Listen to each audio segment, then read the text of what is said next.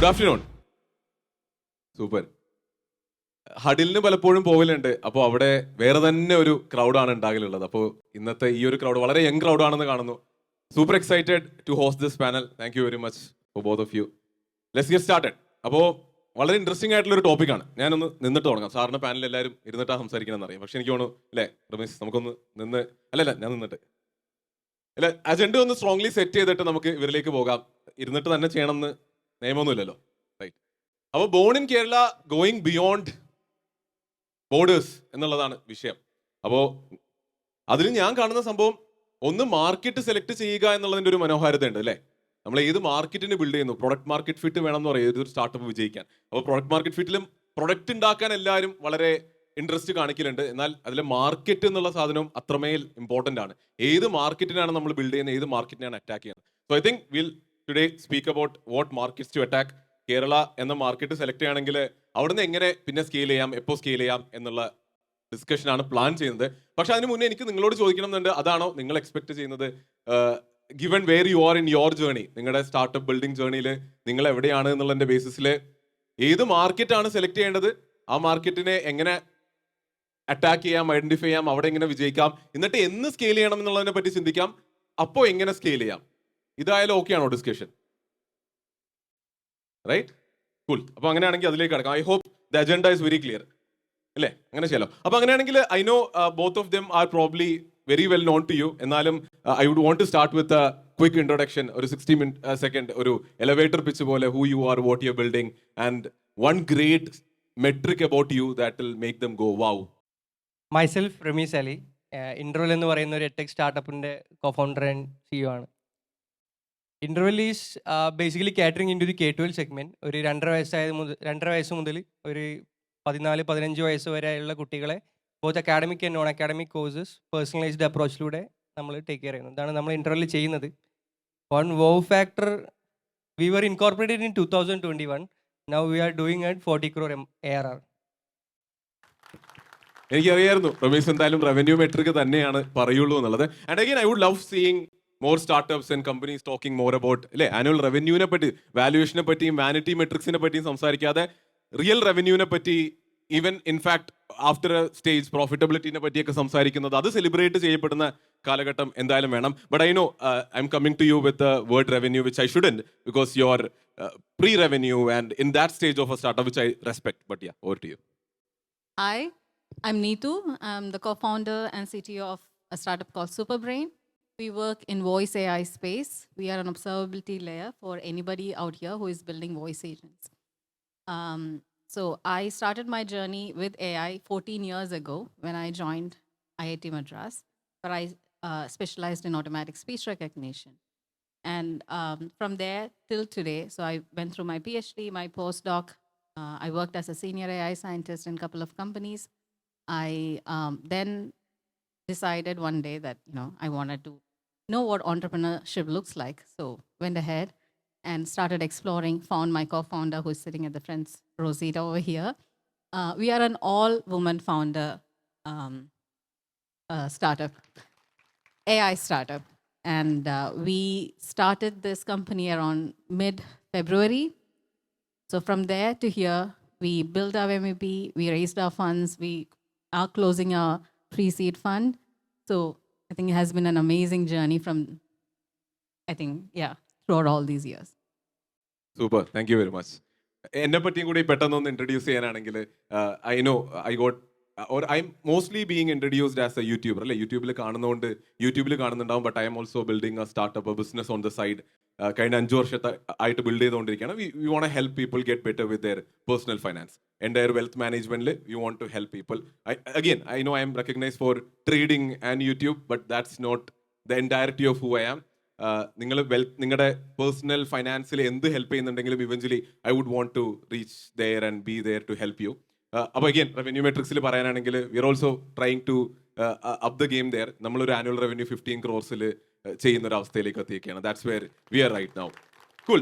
അപ്പോൾ എന്റെ രണ്ട് സൈഡിലും വളരെ വ്യത്യസ്തമായ കഥകളാണ് ഇരിക്കുന്നത് അല്ലെ. ഒന്ന് കേരള മാർക്കറ്റിൽ കേരളത്തിന് വേണ്ടി കേരളത്തിന്റെ പൾസറിന് ബിൽഡ് ചെയ്ത ഒരു product, and very interestingly they have started scaling. കേരളത്തിന്റെ പുറത്തേക്ക് പോയി. നമ്മൾ ആദ്യം പറഞ്ഞതുപോലെ ഒരു മാർക്കറ്റ്, കേരള എന്ന മാർക്കറ്റ് കളിച്ച് അതിനുശേഷം ഇപ്പോൾ UAE കൂടി ഓപ്പറേഷൻസ് നടത്തുന്നുണ്ട്. On the other hand we have someone who would probably not even think of Kerala for the next 2, 3, 4. I hope you start thinking about it soon. വേറെ ഞാൻ ശരിക്കും ഹോപ്പ് ചെയ്യുന്നത് കേരളത്തിലെ AI അഡോപ്ഷൻ കൂടട്ടെ എന്നുള്ളതാണ്.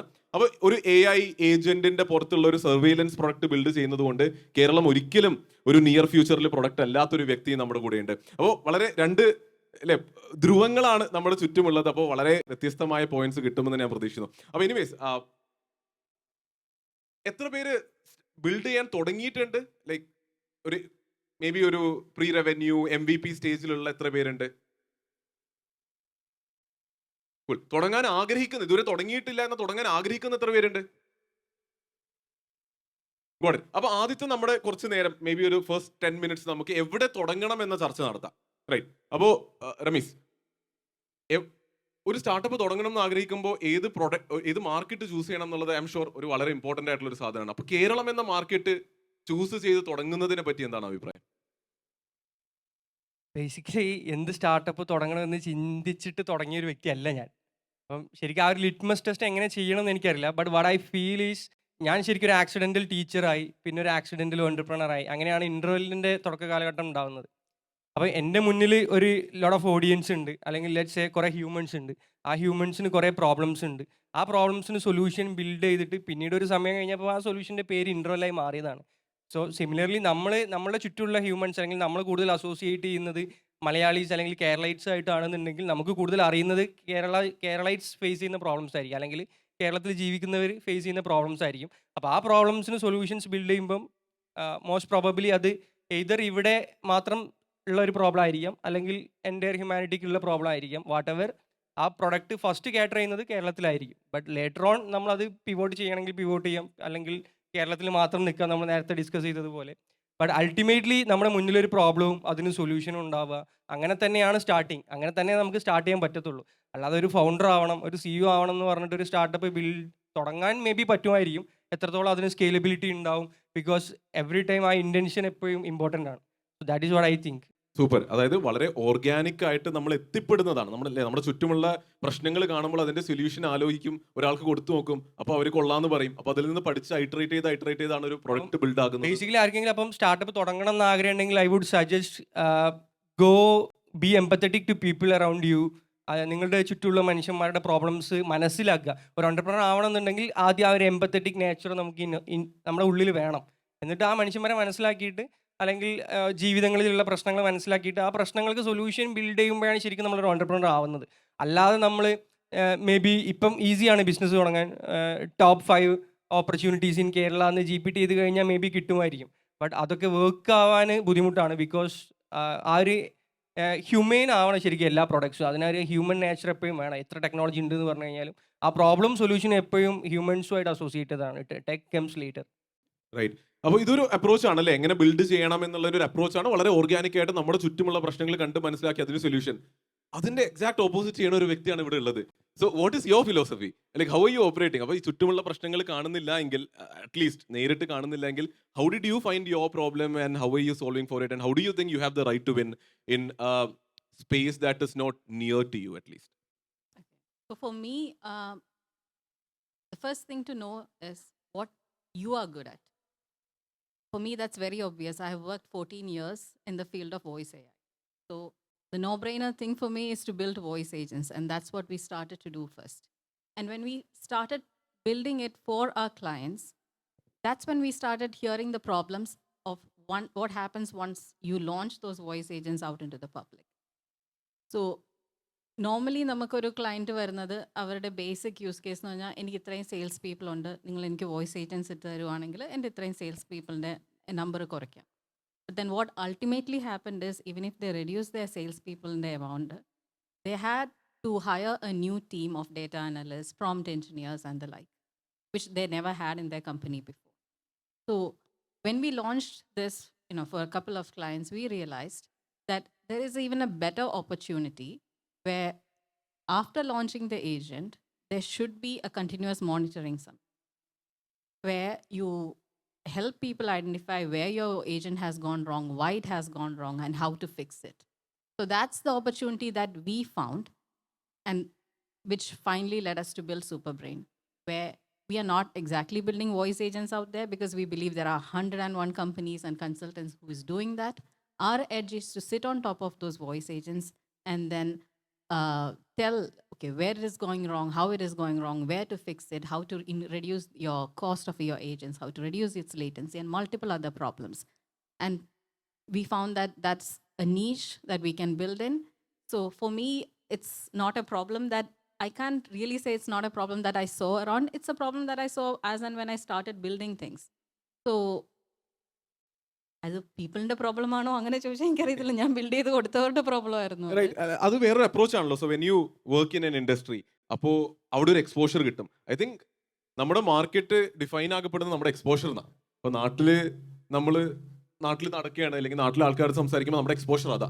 അപ്പോൾ അവരുടെ പ്രശ്നങ്ങളായിരിക്കും നമ്മൾ കേൾക്കുക. അപ്പോൾ probably when she worked in the space of AI, maybe work ചെയ്ത ക്ലയൻസ് പുറത്തുള്ളവരായിരിക്കാം. അപ്പോൾ അവരുടെ പ്രശ്നങ്ങൾ കണ്ടപ്പോൾ അവർക്ക് സൊല്യൂഷൻ ബിൽഡ് ചെയ്തപ്പോൾ they happen to be outside of Kerala, outside of India. അപ്പോൾ എനിക്ക് തോന്നുന്നു അവിടെ നമുക്ക് അലൈൻ ആകാൻ പറ്റും എന്ന് വിശ്വസിക്കാം, അല്ലേ? ആൻസർ അവിടെയാണ്. നമ്മുടെ എക്സ്പോഷർ എവിടെയാണോ ആ എക്സ്പോഷർ ചിലപ്പോൾ മേ ബി UAE-ലുള്ള ആൾക്കാർ ഇവിടെ ഉണ്ടാകാം. അപ്പോൾ ആ മാർക്കറ്റിലുള്ള ആൾക്കാരായിട്ടായിരിക്കും നമ്മൾ കൂടുതൽ സംസാരിക്കണം. അപ്പോൾ അവിടുത്തെ പ്രോബ്ലംസ് ആയിരിക്കും നമ്മൾ കണ്ടെത്തുക. ഇപ്പോൾ നാട്ടിൽ തന്നെ എത്രയോ സർവീസ് ബേസ്ഡ് കമ്പനീസ് ഉണ്ട്, അല്ലേ, ഇൻഫോ പാർക്കിൽ. അപ്പോൾ അവിടെ വർക്ക് ചെയ്യുമ്പോൾ മേ ബി നിങ്ങളൊരു ഇന്റർനാഷണൽ ക്ലയൻസ് ആയിട്ടാണ് വർക്ക് ചെയ്യുന്നതെങ്കിൽ അവരുടെ ഏതെങ്കിലും പ്രോബ്ലം സ്റ്റേറ്റ്മെന്റ് ആയിരിക്കാം നിങ്ങളുടെ തലയിൽ പെടുക. അപ്പോൾ എനിക്ക് തോന്നുന്നു ആ എക്സ്പോഷറിൽ നിന്ന് കൂടിയായിരിക്കും മാർക്കറ്റ് ഡിഫൈൻ ആകപ്പെടുക എന്നുള്ളത് ഇൻട്രസ്റ്റിംഗ് ആണ്. ബട്ട് അഗൈൻ, അപ്പോൾ ഇങ്ങനെ ഒരു പ്രശ്നം മനസ്സിലാക്കി ഇങ്ങനെ ഒരു പ്രൊഡക്റ്റ് ബിൽഡ് ചെയ്തപ്പോൾ ഇനിയും ഒരു റൈറ്റ് മാർക്കറ്റ് കണ്ടുപിടിക്കാൻ ഒരു വർക്ക് ഉണ്ടല്ലോ. മോസ്റ്റ് പ്രോബ്ലി US എന്നായിരിക്കാം ആൻസർ. എന്നാലും അവിടെ ഒരു there is some work to be done, അല്ലേ? എവിടെയാണ് ഏറ്റവും കൂടുതൽ ആൾക്കാർ ഉണ്ടാവുക? അപ്പോൾ അതിനെടുക്കുന്ന അപ്രോച്ച് എന്തായിരിക്കും? കാരണം അവർ അപ്രോച്ചബിൾ അല്ലല്ലോ, വളരെ അടുത്തല്ലല്ലോ.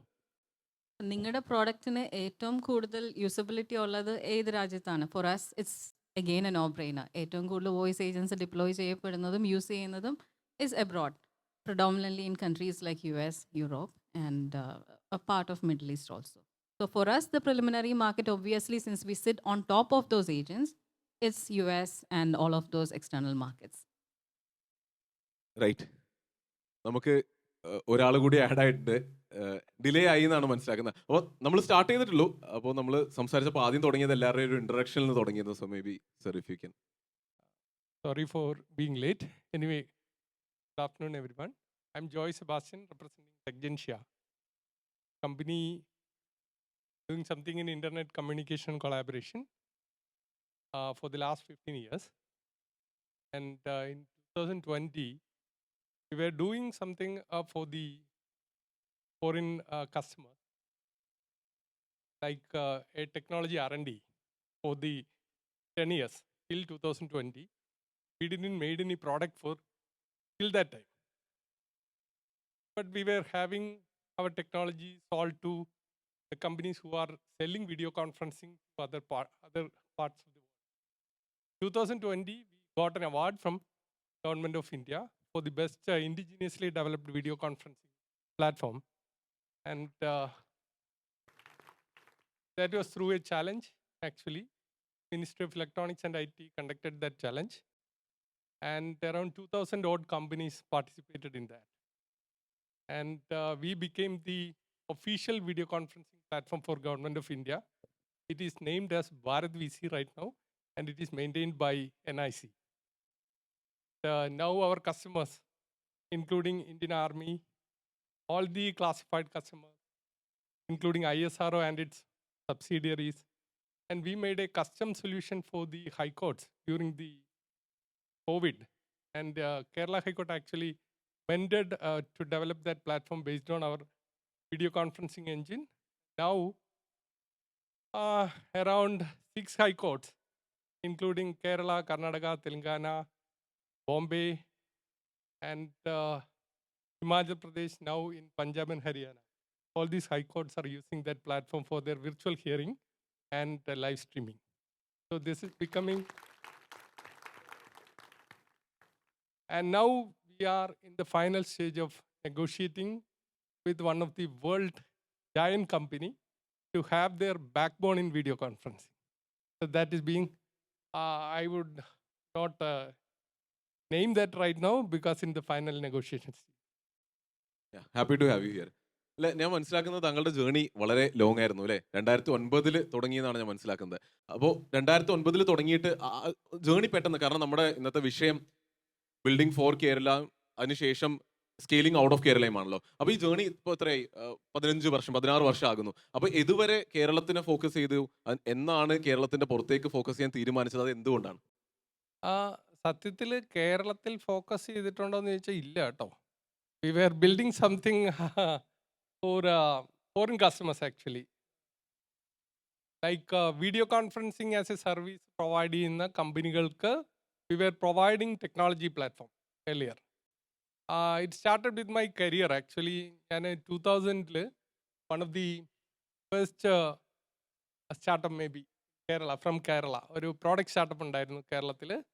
I joined there called Avenir, Kochi തന്നെയായിരുന്നു. They were developing something similar, conferencing platform. In 2000, during the എന്താ പറയുക, നമ്മുടെ നെറ്റ്വർക്ക് 10 kbps ആയിരുന്ന സമയത്ത് we were trying to develop something. And that company got closed down because it's a product startup. They didn't get funded and they got closed. So I started after that, till then I was working there, till closing that company. Then I started my own company in 2009 because of those clients who were utilizing that company want to develop something similar. Then I was heading that R&D team, so I thought I should start that, and I started that. And those companies who were clients of the other company, they were actually utilizing that. It was small, but we were able to bootstrap because of the royalty coming out of those companies. So that was our journey. And then ഇപ്പോൾ ചോദിച്ചതുപോലെ കേരളത്തിന് വേണ്ടി ഒന്നും ചെയ്തിട്ടില്ല എന്ന് ചോദിച്ചാൽ നമ്മുടെ product Keralam ഇപ്പോൾ onboard ചെയ്തിട്ടുണ്ട്. കേരള ഗവൺമെൻറ് ഓൺബോർഡ് ചെയ്തിട്ടുണ്ട് ഫോർ ആഫ്റ്റർ കോവിഡ്. നമുക്ക് അവാർഡൊക്കെ കിട്ടിക്കഴിഞ്ഞപ്പോൾ കേരള ഗവൺമെൻറ് വി മീറ്റ് എന്ന പേരിൽ വൈറ്റ് ലേബിൾ ചെയ്ത് ഓൺബോർഡ് ചെയ്തിട്ടുണ്ട്. പക്ഷേ എല്ലാവരും കേരളത്തിൽ നിന്നുള്ള എൻജിനീയേഴ്സാണ് R&D ചെയ്യുന്നത്. We were competing with the likes of Zoom, Cisco and Google and all. So that kind of ഞങ്ങൾ റീപ്ലേസ് ചെയ്യുന്നത് മിക്കവാറും ഇന്ത്യയിൽ ഇപ്പം ഞങ്ങൾ റീപ്ലേസ് ചെയ്തുകൊണ്ടിരിക്കുന്ന വെബെക്സിനെയും സൂമിനെയുമാണ്, പ്രത്യേകിച്ചും കോടതിയിൽ നിന്ന്. ഓക്കെ, ISROയിൽ ഞങ്ങൾ റീപ്ലേസ് ചെയ്ത വെബെക്സിനെയാണ്. Completely replaced Webex from ISRO and it subsidiary. ഞങ്ങൾക്കറിയാം ഞങ്ങളുടെ ടെക് കോമ്പിറ്റൻസ് നന്നായിട്ട് ഞങ്ങൾക്ക് നല്ല ബോധ്യമുണ്ട്. അതുകൊണ്ടാണ് ഞങ്ങൾക്ക് ഒരു ജയൻറ്റുമായിട്ട് maybe one of the largest from the eastern side, not from the western side, one of the largest giant from the eastern side. Almost it is in the final stage. ഞങ്ങൾ അവരുമായിട്ട് ചേർന്ന് we are going to build a platform that is going to compete with Zoom and Google Meet. We will be building the backbone of that product. Super. നമുക്ക് similar ചോദ്യം റമീസിലേക്ക് പോവാം. അതായത് ഇപ്പോൾ ബിസിനസിന്റെ എത്ര ശതമാനം കേരളമാണ്, എത്ര ശതമാനം കേരളമല്ല? കേരളത്തിൽ നിന്ന് ബിസിനസ് ഒന്നുമില്ല, ഞാനത് പറയാം. കാരണം എന്താണെന്ന് ചോദിച്ചാൽ കേരള ഗവൺമെൻറ് നമ്മൾ കൊടുത്തതൊരു ബാർട്ടർ സമ്പ്രദായത്തിലാണ്. Because when we got awarded, actually Kerala CM വിളിച്ചിട്ട് എന്ത് സപ്പോർട്ടാണ് ജോയ്ക്ക് വേണ്ടത്, ടെക്ജൻഷിക്ക് വേണ്ടതെന്ന് ചോദിക്കുകയും, അപ്പോൾ ഞാൻ പറഞ്ഞു ഞാനിങ്ങനെ ഇൻഫോ പാർക്കിലാണ്, പാർക്ക് ചേർത്തലയിലും ഇൻഫോ പാർക്ക് കൊച്ചിയിലുമായിട്ടാണ് നമ്മൾ ഉണ്ടായിരുന്നത്. അദ്ദേഹം പറഞ്ഞ ഒരു സജഷനാണ്, നിങ്ങൾക്കിപ്പോൾ റെൻറ്റിനിരിക്കുന്ന space you can take it for free for the next 5 years. That is what Kerala government offered. ഞങ്ങളിപ്പോൾ ഫ്രീ ആയിട്ടാണ് വർക്ക് ചെയ്യുന്നത് ആ സ്പേസിൽ. അറൗണ്ട് 15,000 സ്ക്വയർ ഫീറ്റ് നമുക്കുണ്ട്. അപ്പോൾ അതിൻ്റെ കോസ്റ്റ് അറൗണ്ട് 5 crores. വേണേൽ അതൊരു ബിസിനസ്സായിട്ട് കാണാം. Government actually given 5 crores worth space for the 5 years. അത് കഴിഞ്ഞാലും എനിക്ക് തോന്നുന്നു government will be supporting us because അവർ product is being ordered right now. നമ്മളത് ലൈസൻസ്, അതുകൊണ്ട് നമുക്കും തിരിച്ച് ഗവൺമെൻറ്റിനോട് എന്തെങ്കിലും ചെയ്യണമല്ലോ. So we were given unlimited licensing Kerala government for free. This what we did.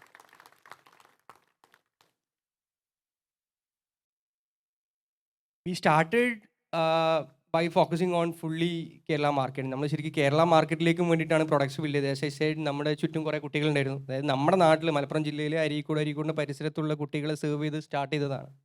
But right now it is almost 50-50. ഇപ്പം like last KPI വെച്ച് കൺസിഡർ ചെയ്യുകയാണെന്നുണ്ടെങ്കിൽ ഓൾമോസ്റ്റ് 60% ഇന്ത്യ ആയിരുന്നു. Rest 40% comes from all the other countries. നമുക്ക് almost ഒരു 64 കൺട്രീസിന് ഇപ്പോൾ students ഉണ്ട്. എന്നാണ് again organically ആ ജേർണി പറയുകയാണെങ്കിൽ ആദ്യം കേരളത്തിൽ മാത്രമായിരുന്നല്ലോ സെർവ് ചെയ്തത്.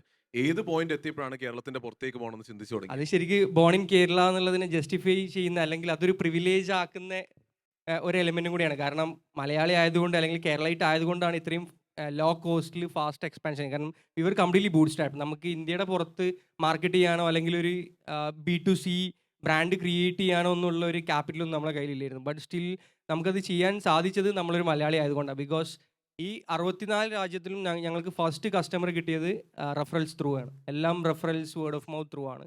And to be frank GCC മാത്രമല്ല, ഇപ്പം ന്യൂസിലാൻഡിൽ വി ഹാവ് ലൈക്ക് ഒരു 200-300 കസ്റ്റമേഴ്സ് ഉണ്ടാവും, ഫുള്ളി ഓർഗാനിക്. ഞങ്ങൾ ഇത്രയും കാലം സീറോ സ്പെൻഡാണ്. അതിൽ അവിടുത്തെ നാറ്റീവ്സ് ഉണ്ട്, മലയാളീസ് ഉണ്ട്. ബട്ട് ഓൾ കൺട്രീസിലേക്ക്, എല്ലാ കൺട്രീസിലേക്കും നമുക്ക് ഫസ്റ്റ് പെനിട്രേഷൻ പോസിബിൾ ആയത് through referrals given by Malayalis എന്നുള്ളതാണ്. അപ്പോൾ ഒരു റവന്യൂ മാർക്ക് വെച്ചിട്ടാണോ what made you take the decision of going out of Kerala given Kerala was growing good for you? അങ്ങനത്തെ ബിസിനസ് ആണല്ലോ ബിൽഡ് ചെയ്യുന്നത്. അപ്പോൾ കേരളത്തിൽ നന്നായി പോകുന്നുണ്ടായിരുന്നു, ഗ്രോ ചെയ്യുന്നുണ്ടായിരുന്നു. എന്തിനാണ് പുറത്തേക്ക് പോകണമെന്ന് ചിന്തിച്ചത് rather than focusing or doubling down on Kerala? Actually ചെയ്യണ പോലെ ഇൻട്രോൾ എന്ന് പറയുന്നത് ഭയങ്കര ഹ്യൂമൻ സെൻട്രിക് ആയിട്ടുള്ള ഒരു കമ്പനിയാണ്. Like every stakeholders we have a certain kind of respect towards every stakeholders. അപ്പം എസ്പെഷ്യലി ടോക്കിംഗ് അബൌട്ട് കസ്റ്റമേഴ്സ്, നമ്മുടെ മുന്നിൽ കുട്ടികൾ വരുമ്പോൾ ആ കുട്ടികൾക്കൊരു പെയിൻ പ്രോബ്ലം ഉണ്ടാവുകയും ആ പെയിൻ പ്രോബ്ലം ഒരു പാറ്റേൺ ആണെന്ന് മനസ്സിലാവുമ്പോൾ നമ്മൾ പ്രൊഡക്ട്സ് ബിൽഡ് ചെയ്യുക. ഇപ്പം ഒരു യൂസ് കേസ് എടുക്കുകയാണെന്നുണ്ടെങ്കിൽ നമ്മൾ 2.5 വയസ്സ് മുതൽ 4.5 വയസ്സ് വരെയുള്ള കുട്ടികൾക്ക് ഇവിടെ ഇംഗ്ലീഷ് പഠിപ്പിക്കുന്നുണ്ട് എന്നുണ്ടെങ്കിൽ സെയിം കോഴ്സ് തന്നെ UAE-യിലോ അല്ലെങ്കിൽ സൗദിയിലോ പോകുന്നതിൻ്റെ പെയിൻ പോയിന്റ് ഡിഫറെൻറ്റാണ്. അവിടെ മേ ബി ഒരു സ്കൂളിലേക്ക് അഡ്മിഷൻ കിട്ടാനുള്ള ഒരു ബേസിക് നോളജ് കിട്ടുക എന്നുള്ളതായിരിക്കും pain point. But when it comes to western countries like UK or US, അവിടുത്തെ കുട്ടികൾ ഇവിടുത്തെ കുട്ടികളുമായിട്ട് അക്കാഡമിക്കലി കോമ്പീറ്റിംഗ് അല്ല. അപ്പോൾ അവിടുത്തെ പേരൻസിന് ആ കോമ്പീറ്റൻസ് ഉണ്ട് എന്നുള്ള ഉറപ്പ് വരുത്തലാണ്. ബട്ട് മേ ബി ചില കൺട്രീസിലേക്ക് when it comes to other south east Asian കൺട്രീസിലേക്ക് വരികയാണെന്നുണ്ടെങ്കിൽ അവിടെ കുട്ടികളെ ജസ്റ്റ് എൻഗേജ് ചെയ്താൽ മതി. ബിക്കോസ് ബോത്ത് പാരൻസ് വർക്കിംഗ് ആയിരിക്കും, രാത്രി ഒരു 1 or 2 hours എൻഗേജ് ചെയ്യിപ്പിച്ചാൽ മതി. അപ്പോൾ ശരിക്കും ഓരോ മാർക്കറ്റിലും നമ്മൾ ഫീഡ്ബാക്ക് എടുക്കുമ്പോൾ നമ്മൾ ഫീഡ്ബാക്കിലല്ല ഒബ്സസ്ഡ് ആവുന്നത്, നമ്മൾ പാറ്റേൺസിലാണ് ഒബ്സസ്ഡ് ആവുന്നത്. അപ്പോൾ ആ പാറ്റേൺസിൽ ഒബ്സസ്ഡ് ആകുമ്പോൾ തന്നെ when we see a pattern we could create a new product. ആ പ്രൊഡക്റ്റിനെ നമ്മൾ ഡിഫറെൻറ്റ് നെയിംസ് വിളിക്കുമായിരിക്കും, service more or less similar ആയിരിക്കും. അല്ല, അപ്പോൾ ശരിക്കും പ്രൊഡക്റ്റ് മാർക്കറ്റ് ഫിറ്റ് റീഇൻവെന്റ് ചെയ്യപ്പെടണ്ടേ? നമ്മൾ മാർക്കറ്റ് മാറിക്കൊണ്ടിരിക്കുമ്പോൾ ഇപ്പോൾ കേരളത്തിൽ വർക്ക് ചെയ്ത 1-on-1 ട്യൂഷൻ മോഡൽ UAE-യിലേക്ക് പോയപ്പോൾ പറഞ്ഞ പോലെ അവിടുത്തെ ഇൻസൈറ്റ്സ് വേറെയാണ്, അവിടുത്തെ യൂസർ റിക്വയർമെന്റ്സ് വേറെയാണ്. അപ്പോൾ കൈൻഡ് ഓഫ് ഒരു പുതിയ PMF ജേർണി തുടങ്ങിയല്ലോ ഓരോ മാർക്കറ്റിലേക്ക് പോകുമ്പോൾ. അതിപ്പോൾ ബേസിക്കലി നമുക്കൊരു രോഗം വന്നു കഴിഞ്ഞാൽ, ലെറ്റ്സ് പനി വന്നു കഴിഞ്ഞാലും തലവേദന വന്നു കഴിഞ്ഞാലും ചിലപ്പം കുടിക്കുന്ന ഗുളിക സെയിം ആയിരിക്കും. അപ്പം അത് ഡോക്ടർ എഴുതി കൊടുക്കുന്നതിനനുസരിച്ചാണ്. അപ്പോൾ ബേസിക്കലി നമ്മുടെ മുന്നിൽ പ്രോബ്ലംസുമായിട്ട് വരുമ്പം നമ്മൾ എന്ത് പ്രൊഡക്റ്റ് കൊടുക്കുന്നു എന്നുള്ളതിലുപരി അത് അവർക്ക് ഫിറ്റ് ആണെന്നുള്ളൊരു കോൺഫിഡൻസ് അവർക്ക് ഇനീഷ്യലി ബിൽഡ് ആവുകയും പിന്നെ ലേറ്റർ ആ ഇമ്പാക്റ്റ് ക്രിയേറ്റ് ചെയ്യാൻ പറ്റുകയും വേണം. അപ്പോൾ നമ്മൾ പ്രൊഡക്റ്റിൽ ഇന്നോവേറ്റ് ചെയ്താൽ മാത്രം പോരാ, ആ ഫിറ്റ്നസ്സിലും നമ്മൾ ശരിക്കും ഈ പറഞ്ഞ പോലെ തന്നെ റീഇൻവെൻറ്റ് ചെയ്യണം. അപ്പോഴാണ് നമ്മുടെ പ്രൊഡക്റ്റ് അവരുടെ പെയിൻ പ്രോബ്ലത്തിനെ സോൾവ് ചെയ്യുന്നുണ്ട് എന്നുള്ള ഒരു കോൺഫിഡൻസ് അവർക്ക് ബിൽഡ് ചെയ്യുക. അപ്പോൾ ഒബ്വിയസ്ലി ശരിക്കും പറഞ്ഞത് ശരിയാണ്, നമ്മൾ ആ ഒരു PMF ശരിക്കും റീഇൻവെൻറ്റ് ചെയ്തുകൊണ്ടേ ഇരിക്കണം ഓരോ മാർക്കറ്റിനനുസരിച്ച്. പിന്നെ പൊതുവേ നമ്മൾ കേരളത്തിന്റെ സ്റ്റാർട്ടപ്പ് സ്റ്റോറീസ് കേൾക്കുകയാണെങ്കിൽ ഈവൻ ലാർജർ കമ്പനി സ്റ്റോറീസ് കേട്ടാൽ ഈവൻ ലിറ്റ്മസ് 7 ഒക്കെ ഇപ്പോൾ ഭയങ്കര ചർച്ച ചെയ്യപ്പെടുകയാണ് അല്ലേ? എല്ലാവരും പുറത്തേക്ക് ബിൽഡ് ചെയ്തിട്ടാണ് വലിയ കമ്പനികൾ ഉണ്ടായിട്ടുള്ളൂ. അപ്പോൾ അങ്ങനെ ചെറിയൊരു മിസ്കൺസെപ്ഷൻ ചെറിയ തോതിലെങ്കിലും ഉണ്ടോ? പുറത്തേക്ക് ബിൽഡ് ചെയ്താലേ വലിയൊരു കമ്പനിയോ സ്റ്റാർട്ടപ്പോ ബിൽഡ് ചെയ്യാൻ പറ്റുള്ളൂ, കേരളത്തിനോ ഇന്ത്യക്കോ ബിൽഡ് ചെയ്താൽ പറ്റില്ല എന്നൊരു ചെറിയ ചർച്ചയെങ്കിലും നടക്കുന്നുണ്ട്. അങ്ങനെയൊന്നുമില്ല. അപ്പം എട്ടെക്കിൽ തന്നെ ഏകദേശം 200 crore 300 crore കേരളത്തിൽ മാത്രം ചെയ്യുന്ന കമ്പനീസൊക്കെ കേരളത്തിലുണ്ട്. അപ്പം അത് ഇമ്പോസിബിൾ ആയിട്ടുള്ള കാര്യമൊന്നുമല്ല. ബട്ട് ചില സെക്ടറിൽ, അത് സെക്ടർ അഗ്നോസ്റ്റിക് ആണ്, ചില സെക്ടേഴ്സിൽ നമുക്കൊരു പോയിന്റിൽ എത്തിയിട്ട് ഇങ്ങനെ നിൽക്കാൻ പറ്റത്തില്ല, അത് സ്കെയിൽ ചെയ്തുകൊണ്ടേയിരിക്കണം. അതുകൊണ്ടാണ് ബിയോണ്ട് ബോർഡേഴ്സ് ചില സമയത്ത് പോകേണ്ടി വരുന്നത്, ആ റവന്യൂവിൽ സ്റ്റാഗ്നൻസി വന്നു കഴിഞ്ഞാൽ. ബിക്കോസ് നമുക്ക് എപ്പോഴും എക്സ്പെൻസ് ഇങ്ങനെ കൂടിക്കൊണ്ടേയിരിക്കും. ആ ഇൻകം കൂടണമെന്നുണ്ടെങ്കിൽ സെർട്ടൻ പോയിന്റിൽ we have 2 kinds of diversification. either we will have to go geographically നമ്മൾ ഡൈവേഴ്സ് ചെയ്യണം, അല്ലെങ്കിൽ നമ്മൾ പ്രൊഡക്റ്റിൽ ഡൈവേഴ്സിഫൈ ചെയ്യണം. അപ്പോൾ അതുകൊണ്ടാണ് ഇപ്പോൾ നിങ്ങളൊക്കെ കാണുന്ന 8 companies they might start from സംവർ. ഇപ്പോൾ അവർ വേറെ കുറേ കോഴ്സസും വേറെ കുറേ ഡൈവേഴ്സിഫിക്കേഷൻസ് ഓൾറെഡി ചെയ്തിട്ടുണ്ടാവും, ഡിഫറെൻറ്റ് വേർട്ടിക്കൽസ് ഓപ്പൺ ആക്കിയിട്ടുണ്ടാവും. അപ്പോൾ അതൊക്കെ ആ റവന്യൂ സ്റ്റാഗ്നൻസി വരാതിരിക്കാനാണ്. പിന്നെ ഹെവിലി ഫണ്ടഡ് ആയിട്ടുള്ള സ്റ്റാർട്ടപ്സ് ആണെന്നുണ്ടെങ്കിൽ they will have their own pressure four rapid growth. അപ്പോൾ ആ റാപ്പിഡ് ഗ്രോത്തിന് അത് ചെയ്തേ പറ്റൂ. അപ്പം അങ്ങനെ അതാണ് അതിൻ്റെ ബേസിക് റീസൺ. കാരണം കേരളം എന്ന ഓപ്പർച്യൂണിറ്റി ഭയങ്കര റിയൽ ആയിക്കൊണ്ടിരിക്കുക. അപ്പോൾ ഈ ഒരു പോപ്പുലർ നെറേറ്റീവ് ഉണ്ട്, ഇവിടെ നിന്നാണെങ്കിലും പുറത്തേക്ക് ബിൽഡ് ചെയ്യുക, US മാർക്കറ്റിനെ ബിൽഡ് ചെയ്യുക, കുറേ സാസ് കമ്പനീസും സർവീസ് കമ്പനീസും എല്ലാം അങ്ങനെയാണ് വളർന്നിട്ടുള്ളത്. പക്ഷെ കേരളത്തിൽ ഇപ്പോൾ 2 ലക്ഷം കോടി രൂപ NRI റെമിറ്റൻസസ് ഓരോ വർഷം വരുന്നുണ്ട്. കഴിഞ്ഞ ദിവസം ഞാൻ കൊച്ചോസഫ് ചിറ്റിലപ്പള്ളി സാറായിട്ടിരുന്ന് സംസാരിക്കുകയായിരുന്നു. അപ്പോൾ പുള്ളി പറഞ്ഞത് വി ഗാർഡ് 1980 ബിൽഡ് ചെയ്ത് സ്കെയിൽ ചെയ്തത് പോലും NRI ഭൂമിന്നാ. കാരണം മലയാളികൾ പുറത്തുപോയി പൈസ ഉണ്ടാക്കിയിട്ട് ഫ്രിഡ്ജ് വാങ്ങിച്ച് നാട്ടിലേക്ക് അയച്ചു കൊടുത്ത്. അപ്പോൾ ആ ഫ്രിഡ്ജിന് ഇവിടുത്തെ ഇലക്ട്രിസിറ്റിയിൽ ഓടാൻ പറ്റണല്ലോ. അപ്പോൾ സ്റ്റെബിലൈസർ വേണ്ടി വന്നു. അപ്പോൾ കേരളത്തിൽ എന്നും ഓപ്പർച്യൂണിറ്റി ഉണ്ടായി. പക്ഷേ അറ്റ്ലീസ്റ്റ് സ്റ്റാർട്ടപ്പ് ഇക്കോസിസ്റ്റത്തിൽ വന്നാൽ കേരള മാർക്കറ്റിന് ബിൽഡ് ചെയ്താൽ മാർക്കറ്റ് എന്തോ പോരാ, ഇതിന് ബിൽഡ് ചെയ്താൽ ഒരു ബിഗ് ഇനഫ് സ്റ്റാർട്ടപ്പ് ബിൽഡ് ചെയ്യാൻ പറ്റില്ല എന്നൊരു നെറേറ്റീവ് ഉണ്ട്. ശരിക്കും അത് ശരിയാണോ? Maybe you could take that given താങ്കൾ you already started thinking about a market outside. Did you ever try to consciously think about ഇവിടെ എന്തെങ്കിലും ഓപ്പർച്യൂണിറ്റി ഉണ്ടോ, അല്ലെങ്കിൽ with whatever capabilities you had കേരളത്തിലൊരു റിയൽ പ്രോബ്ലം ഉണ്ടോ, അത് solve ചെയ്താൽ maybe voice ഏജന്റിൽ വർക്ക് ചെയ്യുന്നതുകൊണ്ട് കേരളത്തിൽ മേ ബി ഒരു service led Malayalam speaking voice agents build ചെയ്താൽ മേ ബി അതൊരു ലോവർ ഹാങ്ങിങ് ഫ്രൂട്ട് ആണെങ്കിലോ അതിൽ മേ ബി സീലിംഗ് വളരെ ഹൈ ആയിരിക്കില്ല, പക്ഷേ ചെറിയൊരു സീലിംഗിലേക്ക് കുറച്ചും കൂടി എളുപ്പത്തിൽ എത്താൻ പറ്റിയിരുന്നെങ്കിലോ എന്ന് ചിന്തിക്കുകയെങ്കിലും ചെയ്തു? Honestly, no. Because whenever we interacted with clients who were based in India, even in Kerala, everybody is obsessed rightly about language. Because anything that you have to deploy in India, you have to make it multilingual. Now, അതിൻ്റെ പുറകെ പോകണോ, ലാംഗ്വേജിൻ്റെ പുറകെ പോകണോ, or on an observability. So if you remove that variability of language, you still have a very clear problem. But then when you come to India, this added variability comes in, and then your focus on your problem goes away from that. So for us, it was clear that we should focus on the problem, and this is an added variability. Once we solve that problem, we can come back and pick this up. Got it. അതേ ക്വസ്റ്റ്യനായിട്ട് ഞാൻ ഇവിടേക്ക് വരുന്നുണ്ട്. അതായത് minister P Rajeev പോലും പറഞ്ഞത് കേരളമാണ് ലോകത്തിലെ ഏറ്റവും വലിയ സിറ്റി എന്നുള്ളതാണ്. കേരളത്തിന്റെ GDP നോക്കുകയാണെങ്കിൽ 13 ലക്ഷം കോടി രൂപ. 13 ലക്ഷം, to put it into perspective, ലോകത്തിലെ എല്ലാ കൺട്രീസിനെയും ലിസ്റ്റ് ആക്കിയാൽ കേരളത്തിന്റെ GDP-യുടെ താഴെ 120 രാജ്യങ്ങൾ ഉണ്ടാകും. അപ്പോൾ നമ്മൾ ഇന്ത്യ എന്നുള്ളൊരു നമ്മുടെ എന്താ പറയുക ജിയോ പൊളിറ്റിക്കൽ സെൻസിലാണ് കേരളം ഒരു സ്റ്റേറ്റ് എന്ന് വിളിക്കുന്നതും കേരളത്തിൽ നിന്ന് ഇന്ത്യക്ക് വേണ്ടി ബിൽഡ് ചെയ്യേണ്ടതെന്ന് ചിന്തിക്കുന്നത്. അതെല്ലാം ഒന്ന് മറന്നാൽ കേരളം എന്നൊരു നാടുണ്ടെങ്കിൽ, ഒരു ഭാഷ സംസാരിക്കുന്ന ആൾക്കാരുണ്ടെങ്കിൽ, ഇത്ര വലിയ GDP ഉണ്ട്, ഇത്ര വലിയ മാർക്കറ്റ് ഓപ്പർച്യൂണിറ്റി ഉണ്ട് എന്നുള്ളതിനെ ഐസൊലേറ്റഡ് ആയി കാണുന്നത് ഒരു മോശം സംഭവമല്ല ഒരിക്കലും, അല്ലേ? ഒരു യൂറോപ്പിൽ പോയ ഒരു രാജ്യത്തിന് ബിൽഡ് ചെയ്യണ പോലെയാണ് ശരിക്കും കേരളത്തിന് മാത്രം ബിൽഡ് ചെയ്യുന്നത്. പക്ഷെ ആ ഒരു പവർ കാണുന്നില്ല. അതെന്തുകൊണ്ടായിരിക്കും? ഞാൻ കേരളത്തിലൊന്നും കൊടുത്തിട്ടില്ല അങ്ങനെ ഒരു ഇത് പറഞ്ഞെങ്കിലും ഞങ്ങളുടെ ഒരു പ്രോഡക്റ്റ് വെർട്ടിക്കൽ തുടങ്ങിയത് കേരള ഹൈക്കോർട്ടിൽ നിന്നാണ്. കേരള ഹൈക്കോർട്ട് നമ്മളോട് ആവശ്യപ്പെടുകയാണ് ഒരു പ്രോഡക്റ്റ് ബിൽഡ് ചെയ്ത് തരൂ based on your video conferencing engine. നമ്മൾ ബിൽഡ് ചെയ്ത് കഴിഞ്ഞപ്പോഴാണ് അതിൻ്റെ പൊട്ടൻഷ്യൽ ഞാൻ മനസ്സിലായത്. So we started selling it. ഇന്ത്യയിൽ around 1 lakh court rooms. If you look at the market that size, നമ്മളിപ്പോൾ സർവീസായിട്ടാണ് പ്രൊവൈഡ് ചെയ്യുന്നത്. Around 36,000 per year per court room revenue possible ആയിട്ടുള്ള ഒരു മാർക്കറ്റ് വെർട്ടിക്കൽ അവിടെ ഉണ്ട്. So that is a very huge market that open because of Kerala. നമ്മൾ video കോൺഫറൻസിങ്ങിൻ്റെ technology stack ചെയ്തുകൊണ്ടിരുന്ന ഒരു ടീമിന് we got A product opportunity, ഒരു സാസ് ഓപ്പർച്യൂണിറ്റി വരുന്നു, ഞങ്ങൾ ബിൽഡ് ചെയ്തു. നൗ എനിക്ക് തോന്നുന്നു മുംബൈ ഹൈക്കോർട്ടിൻ്റെ താഴെ മാത്രം 2,500 കോർട്ട് റൂംസ്, 2,500 കോർട്ട് റൂംസ്. ഇന്ത്യയിൽ മൊത്തം around 1 lakh court rooms is possible. ആ മാർക്കറ്റ് ഉണ്ട് ആ കസ്റ്റമൈസ്ഡ് പ്രോഡക്റ്റിന്. അങ്ങനെ ചിന്തിച്ചാൽ നമുക്ക് കേരളത്തിൽ നിന്ന് ബിൽഡ് ചെയ്ത് തുടങ്ങി വേണമെങ്കിൽ പോകാൻ പറ്റിയ, സ്പെഷ്യലി ഇപ്പോൾ ലാംഗ്വേജ് പറഞ്ഞല്ലോ, ഞങ്ങൾ AI translation are building into the platform right now. നമുക്ക് അതിനും ഒരു അവാർഡ് 2023 ഗവൺമെൻറ് ഓഫ് ഇന്ത്യയുടെ കിട്ടിയിട്ടുണ്ട് അത് ഇൻ്റഗ്രേറ്റ് ചെയ്തത്. അപ്പം അത് നോക്കുമ്പോൾ it has a huge potential. ഒരു translation technology is real time, specifically real time. അത് ഇന്ത്യയിൽ ആ മാർക്കറ്റ് എന്തുകൊണ്ടാണ് ഉള്ളതെന്ന് ചോദിച്ചാൽ ഇന്ത്യയുടെ ഈ ഡൈവേഴ്സ് നേച്ചർ കൊണ്ടാണ്. അത് കേരളത്തിൽ ഞങ്ങൾ നോക്കിയപ്പോൾ മനസ്സിലായത് കേരളത്തിൽ തന്നെ വേണമെങ്കിൽ ആ ഒരു മാർക്കറ്റ് ഇപ്പോഴുണ്ട്. കണ്ണൂരുകാർ സംസാരിക്കുന്ന ആലപ്പുഴക്കാർക്ക് മനസ്സിലാവില്ല. So that potential is always there. അതുകൊണ്ട് ഈ പറഞ്ഞ പോലെ നമ്മൾ അങ്ങനെ ചിന്തിക്കാൻ പോയാൽ ദർ ഇസ് ഹ്യൂജ് പൊട്ടൻഷ്യൽ. ഞാൻ എപ്പോഴും എൻ്റെ കുട്ടികളോടൊക്കെ പറയാറുള്ള ഒരു കാര്യം, ഉദാഹരണം ഞാൻ പറയാം. ഞങ്ങൾക്കൊരു നല്ല ക്ലയൻറ്റ് നോർവേയിലുണ്ട്. നോർവേയിൽ ട്രോംസ് എന്ന് പറയുന്ന സ്ഥലത്താണ്. ആ ക്ലയൻറ്റ് അവർ 50,000 പേരുള്ള ഒരു സ്ഥലത്താണ് ആ പ്രോഡക്റ്റ് അവിടെ വിൽക്കുന്നത്. ഞങ്ങളുടെ പ്രോഡക്റ്റ് വൈറ്റ് ലേബിൾ ചെയ്ത് വേറൊരു മോഡലിലാണ് വിൽക്കുന്നത്. They are paying as around $25,000 A month as royalty. 50,000 പേരുള്ള സ്ഥലത്ത്. ദാറ്റ് ഈസ് ജെറിയാട്രിക് കെയർ ആണ് അവർ ഉപയോഗിക്കുന്നത്, ടെക്നോളജി ഉപയോഗിക്കുന്നത് ജെറിയാട്രിക് കെയറിലാണ്.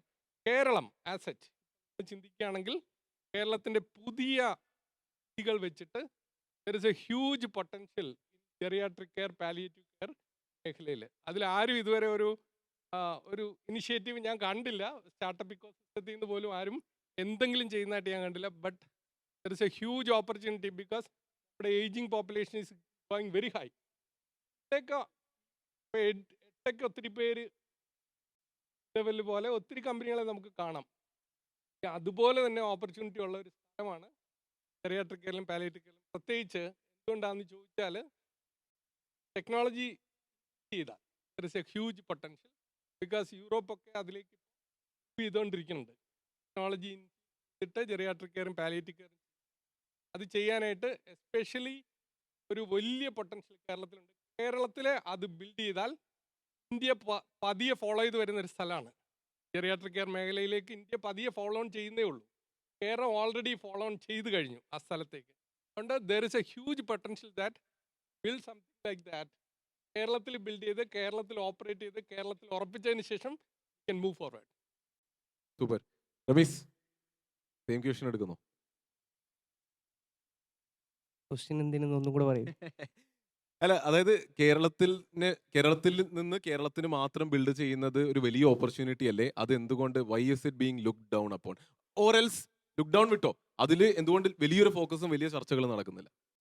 നമ്മൾ നേരത്തെ പറഞ്ഞതിൻ്റെ തന്നെ ഒരു ബാക്കിയായിട്ട് പറയുകയാണെന്നുണ്ടെങ്കിൽ ശരിക്കും കേരളത്തിൽ ഭയങ്കര ഡൈവേഴ്സ് ആയിട്ടുള്ള കൾച്ചറാണ്. ഇപ്പം കാസർഗോഡ് മുതൽ തിരുവനന്തപുരം വരെ എടുക്കുന്നത് പോലെ ജോഗ്രഫി മാത്രമല്ല, നമ്മളൊരു സെയിം ടൗണിൽ എടുത്തു കഴിഞ്ഞാൽ ഇപ്പോൾ അരീക്കോട് തന്നെ US ഉള്ളവരുണ്ട്, ഭയങ്കര എഡ്യൂക്കേറ്റഡ് ആയിട്ടുള്ളവരുണ്ട്, എഡ്യൂക്കേറ്റഡ് അല്ലാത്തവരുണ്ട്. അപ്പം പോപ്പുലേഷൻ ഭയങ്കര ഡൈവേഴ്സ് ആണ് പല രീതിയിൽ. അപ്പം നമ്മൾ പ്രൊഡക്ട്സ് ബിൽഡ് ചെയ്യുമ്പം ശരിക്കും ഇതൊരു മൾട്ടി കൾച്ചറിന് ഫിറ്റ് ആവുന്ന രീതിയിലാണ് ഇവിടെ എന്ത് പ്രൊഡക്ഷൻ ബിൽഡ് ചെയ്യുന്നത്. ഈവൻ നമ്മളൊരു D2C ബ്രാൻഡ്, ഒരു ഷർട്ടിൻ്റെ ബ്രാൻഡ് ബിൽഡ് ചെയ്യുകയാണെങ്കിലും അല്ലെങ്കിൽ ഒരു ഫുഡ് പ്രോഡക്റ്റ് ബിൽഡ് ചെയ്യുകയാണെങ്കിലൊക്കെ ഇത് മൾട്ടിപ്പിൾ കൾച്ചേഴ്സിന് ഫിറ്റ് ആവുന്ന രീതിയിലാണ് ഓട്ടോമാറ്റിക്കലി അത് പിവോട്ടായി അല്ലെങ്കിൽ ഐട്രേറ്റ് ചെയ്ത് ആയി വരുന്നത്. അപ്പം ശരിക്കും ഗ്ലോബൽ പ്രൊഡക്ട്സ് ബിൽഡ് ചെയ്യാൻ ഈ ഒരു ഫാക്ടർ ഉള്ളത് കൊണ്ട് തന്നെ Kerala is a right place എന്നുള്ളതാണ്. അപ്പോൾ ഇൻ്റർവെൽ അത് ഒരുപാട് ഹെൽപ്ഫുള്ളാണ്. ഇൻ്റർവെൽ നമ്മൾ കേരളത്തിന് വേണ്ടിയിട്ടാണ് പ്രൊഡക്ട്സ് ബിൽഡ് ചെയ്യുന്നുണ്ടെങ്കിലും ഈ പല പ്രൊഡക്ട്സും പല രാജ്യങ്ങളിലും പല യൂസ് കേസസ് ഉണ്ട്. ആ യൂസ് കേസസ് പിന്നെ നമ്മൾ നേരത്തെ പറഞ്ഞതുപോലെ റീഇൻവെൻറ്റ് ചെയ്യണം. PMF അങ്ങനെ റീഇൻവെൻഷൻ നടത്തുകയാണെന്നുണ്ടെങ്കിൽ ഒരു ഗ്ലോബൽ സ്കെയിലിലേക്ക് പ്രൊഡക്ട്സ് ബിൽഡ് ചെയ്യാൻ ശരിക്കും റൈറ്റ് പ്ലേസ് ഇവിടെയാണ്. കാരണം നമ്മൾ സ്ഥിരമായിട്ട് പറയുന്നതാണ് മലയാളികൾ എല്ലാ കോണിലും ഉണ്ട് എന്നുള്ളത്. അപ്പം നമുക്ക് ബിസിനസ് സ്കെയിൽ ചെയ്യാനുള്ള ഒരു എക്സ്പീരിയൻസിന് വേണ്ടി മാത്രമല്ല, ആ മിക്സഡ് കൾച്ചറും പ്രൊഡക്റ്റ് ബിൽഡ് ചെയ്യുന്നതിൽ ഭയങ്കര അഭിവാജ്യമായിട്ടുള്ളൊരു ഘടകമാണ്. Right, super. അതും കേരളം ഓഫർ ചെയ്യുന്ന ഒരു വളരെ യുണീക്ക് പ്രൊപ്പോസിഷൻ ആണല്ലോ ഇവിടെ ബിൽഡ് ചെയ്യുന്നതുകൊണ്ട്. എനിക്ക് തോന്നുന്നത് താങ്കൾ പറഞ്ഞതും ആ ഒരു പോയിന്റ് ആണ്. ഇവിടെ നിന്ന് കുറെ പഠിക്കാൻ പറ്റും. പിന്നെ നമ്മുടെ ആൾക്കാർ തന്നെ പല സ്ഥലങ്ങളിലേക്ക് ഉള്ളത് കൊണ്ട് അവരവിടേക്ക് എത്തിക്കുന്നു. അപ്പോൾ അത് ചെറിയൊരു കസ്റ്റമർ അക്വിസിഷന്റെ ഒരു സ്ഥലത്തേക്ക് പോയി. അപ്പോൾ മേ ബി കേരളത്തിൽ നിന്ന് തുടങ്ങുന്നില്ല എങ്കിൽ ഇപ്പോൾ നമ്മുടെ സ്വന്തം തട്ടകമാകുമ്പോൾ നമുക്ക് കുറച്ചും കൂടി എളുപ്പമാകും യൂസേഴ്സിനെ കാണാനും സംസാരിക്കാനും, ഏർലി സെറ്റ് ഓഫ് യൂസേഴ്സിനെ അക്വയർ ചെയ്യാൻ അല്ലേ? അപ്പോൾ since you are trying to acquire users from the US, അപ്പോൾ എങ്ങനെ ആദ്യത്തെ initial set of user acquisition ശരിക്കും എങ്ങനെയാണ് നടക്കുക when you are operating in a market which is alien to you? So our clients are basically like the initial clients that we got are Indian companies who caters to US clients. So there is one company in Trivandrum, our HR tech lana, but then their clients are primarily in US. So for us, what matters is it's one single language the agent is deployed, so that for us it's easier to do the whole observability on that. So if you think in that way, their market is US and we are just hopping on to them. B2B ആകുമ്പോൾ you could start thinking like that. Yeah. അപ്പോൾ is that an answer then? അപ്പോൾ നമുക്ക് അറിയാത്തൊരു മാർക്കറ്റിലേക്ക് പോവുകയാണെങ്കിൽ basically നമുക്ക് B2B root എടുത്തിട്ട് പരിചയമുള്ള ആൾക്കാരിലൂടെ അവിടേക്ക് എത്താം എന്നുള്ളത്, is that a strategy then? Yeah, so for the first client that we got, who is in Kerala, we got it through a connect, who is a Malayali, who connected us to, this guy, so to this company. But then incidentally, they were catering to the US clients. So I would never negate the fact that your connections, wherever you are from, that is obviously going to help you to acquire more clients when you build a startup. Yeah, so that definitely helps. Got it. അപ്പോൾ ഞാൻ ചെറിയൊരു ഒരു concluding remark പോലെ പറഞ്ഞിട്ട് എനിക്ക് തോന്നുന്നു നമുക്ക് question Q&Aയിലേക്ക് പോകാം. അപ്പോൾ ഞാൻ മനസ്സിലാക്കുന്നത് business at the end of the day relationship driven ആണ് അല്ലേ? പറഞ്ഞ പോലെ പരിചയമുള്ളവരിലൂടെ നമുക്ക് ഇൻട്രോഡ്സ് കിട്ടി, എവിടേക്ക് എത്താൻ പറ്റി, ഇവിടെ ഉള്ളവരെ കേറ്റർ ചെയ്തത് കൊണ്ട് അവര് മറ്റു രാജ്യങ്ങളിലുള്ളതുകൊണ്ട് അവിടേക്ക് എത്താൻ പറ്റി. അപ്പോൾ എന്ത് പറഞ്ഞാലും അപ്പോൾ എൻ്റെ സ്റ്റാർട്ടപ്പ് ജേണിയിലൊക്കെ എനിക്ക് ആദ്യകാലങ്ങളിലെ ഒരു പ്രശ്നം ഞാനും നേരിട്ടത്, എനിക്ക് നാഷണൽ സ്കെയിലിൽ ഓപ്പറേറ്റ് ചെയ്യണം. അത് എവിടെന്നാ വന്നതെന്ന് ഇന്ന് ഞാൻ തിരിഞ്ഞു നോക്കുമ്പോൾ it comes from some undue societal pressure അല്ലേ. നാഷണൽ സ്കെയിലിലേക്ക് എത്തണം, നാഷണലി അറിയുന്ന ബ്രാൻഡ് ആകണം. അത് ഞാൻ ചിന്തിച്ചതാണ്. സമ്മൺ കുഡ് തിങ്ക് എനിക്ക് ഇന്റർനാഷണലി അറിയുന്ന ബ്രാൻഡ് ആകണം എന്ന് പറഞ്ഞിട്ട് ചിന്തിക്കുന്നുണ്ടാകും. പക്ഷേ പലപ്പോഴും മിസ്സായി പോകുന്നത് അത് നമ്മുടെ ഇവഞ്ച്വൽ ഡെസ്റ്റിനേഷൻ ആണ്. നമ്മുടെ ജേണി വളരെ ഓർഗാനിക് ആയിരിക്കണം. നമ്മളുള്ള സ്ഥലത്ത് നിന്ന് ഏറ്റവും ഫസ്റ്റ് സ്റ്റെപ്പ്, സ്മോളസ്റ്റ് സ്റ്റെപ്പ് നമുക്ക് അറിയുന്ന ആൾക്കാരായിരിക്കാം. ഇല്ലെങ്കിൽ കേരള ഹൈക്കോർട്ട് കണ്ടെത്തിയ പോലെ നമുക്ക് ഏറ്റവും ആക്സസ് ഉള്ള സ്ഥലത്ത് പോയിട്ട് ഇൻസൈറ്റ് കിട്ടുന്നതാകാം. ഇല്ലെങ്കിൽ അത് തന്നെ സെയിം അറിയുന്ന മാർക്കറ്റിൽ നിന്ന് ഇൻസൈറ്റ് കിട്ടലാകാം, അറിയുന്ന ആൾക്കാരിലൂടെ ഫസ്റ്റ് ഡീല് സെറ്റ് ചെയ്യുന്നതാകാം. അപ്പോൾ അങ്ങനെ ചെറിയ ചെറിയ സ്റ്റെപ്പ് വെച്ച് പോകുമ്പോൾ it really becomes given we are in Kerala, നമ്മൾ building for Kerala within Kerala and then naturally organically growing makes a lot of sense. അല്ലാതെ ആദ്യമേ എനിക്ക് നാഷണൽ ആകണമെന്ന് ചിന്തിച്ചിട്ട് എന്തോ ബിൽഡ് ചെയ്യാൻ ശ്രമിച്ചാൽ മേ ബി അതൊരു വളരെ ഡിഫിക്കൽട്ട് ജേണി ആയിരിക്കും എന്നാണ് ഞാൻ മനസ്സിലാക്കുന്നത്. അപ്പോൾ നമ്മുടെ ചുറ്റുമുള്ള ഓപ്പർച്യൂണിറ്റീസ് മനസ്സിലാക്കുക, അതിന് വേണ്ടി ബിൽഡ് ചെയ്യുക. And when you start doing a good job there, അതിന് റൈറ്റ് പ്രോഡക്റ്റ് നല്ല രീതിയിൽ ബിൽഡ് ചെയ്യുമ്പോൾ ഹാപ്പി കസ്റ്റമേഴ്സ് ഉണ്ടാകുമ്പോൾ പിന്നെ അതിങ്ങനെ തനിയെ ഗ്രോ ആയിട്ട് you will eventually reach way you want reach അല്ലേ. സൂപ്പർ. അപ്പോൾ അതിനോട് അലൈൻഡ് ആണെങ്കിൽ നമുക്ക് ക്വസ്റ്റ്യൻസ് എടുക്കാം. We are open to questions. Hi sir, at first ഞാൻ ഷാരിഖ് സാറിൻ്റെ ഒരു വലിയ ഫാനാണ്. നിങ്ങൾ നേരത്തെ തന്നെ കണ്ടിട്ടുണ്ട്.